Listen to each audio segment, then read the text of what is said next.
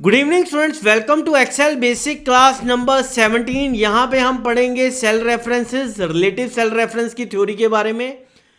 ये cell referencing in formula बहुत important topic है। जब हम फॉर्मूला को कॉपी करते हैं from one cell to another cell, तो हमें सेल रेफरेंसिंग का ध्यान रखना होता है। तो एक सेल ले लेते हैं हम, फॉर एग्जांपल C10। तो ये सेल जो बना हुआ है वो लेटर और नंबर से बना हुआ है। लेटर्स रिप्रेजेंट करते हैं कॉलम्स को और नंबर रिप्रेजेंट कर रहे हैं रो को। अब फॉर्मूला में अगर हम ये C10 को एज इट इज यूज करते हैं, जो कि बाय डिफॉल्ट होता है, मतलब हमारा कॉलम रेफरेंस और रो रेफरेंस दोनों अनलॉक्ड हैं, तो this is called relative cell reference.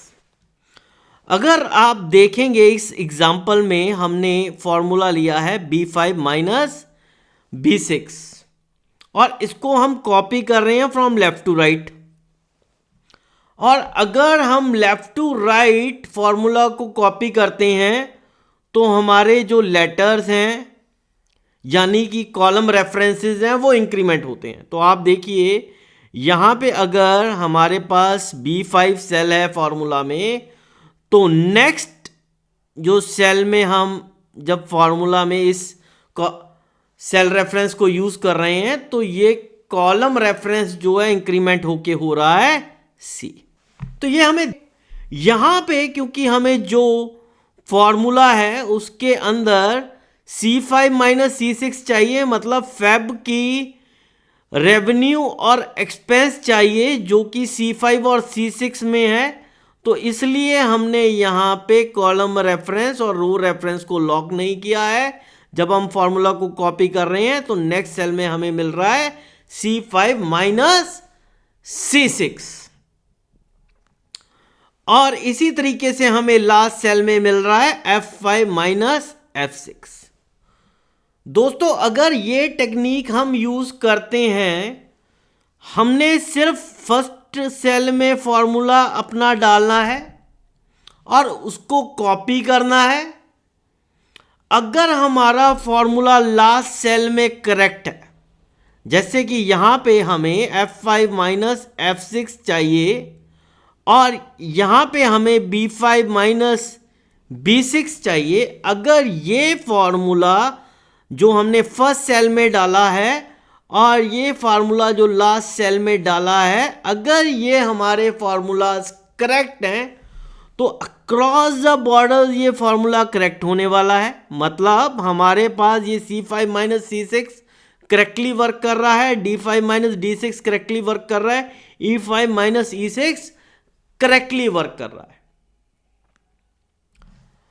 Next example जो हमने प्रैक्टिकली भी किया है, हम देखेंगे यहां पे हम फॉर्मूला जो कॉपी कर रहे हैं, हमें Q1, Q2, Q3 और Q4 की सेल्स रिप्रेजेंटेटिव की टोटल सेल चाहिए। तो हमने यहां पे फॉर्मूला लगाया सम B4 कॉलन E4 जो कि Q1 से Q4 की सेल्स है रवि की। अब ये फॉर्मूला जो है हम मूव कर रहे हैं फ्रॉम टॉप टू बॉटम।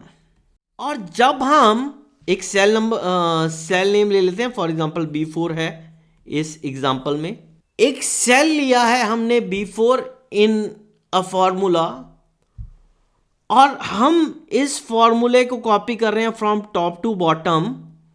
तो हमारे जो रो रेफरेंसेस हैं यानी कि नंबर्स हैं वो इंक्रीमेंट होंगे।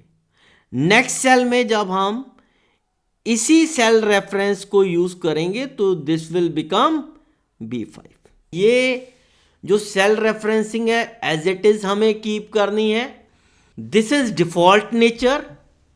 आप देखिए ये जो B4 कॉलन E4 था, नेक्स्ट सेल में जैसे ही हमने मूव किया तो ये सम हो गया B5 से लेके E5 तक। यही हमें चाहिए, ये डिफॉल्ट नेचर है।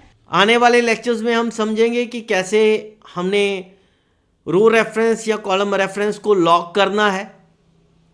बट यहाँ पे हमारा रो रेफरेंस और कॉलम रेफरेंस यानी कि लेटर्स और नंबर्स दोनों ही अनलॉक्ड हैं, तो this is a relative cell reference. Hopefully इस थ्योरी से आपको समझ आया रिलेटिव सेल रेफरेंस और इसको कैसे यूज करना है हमें। Thank you.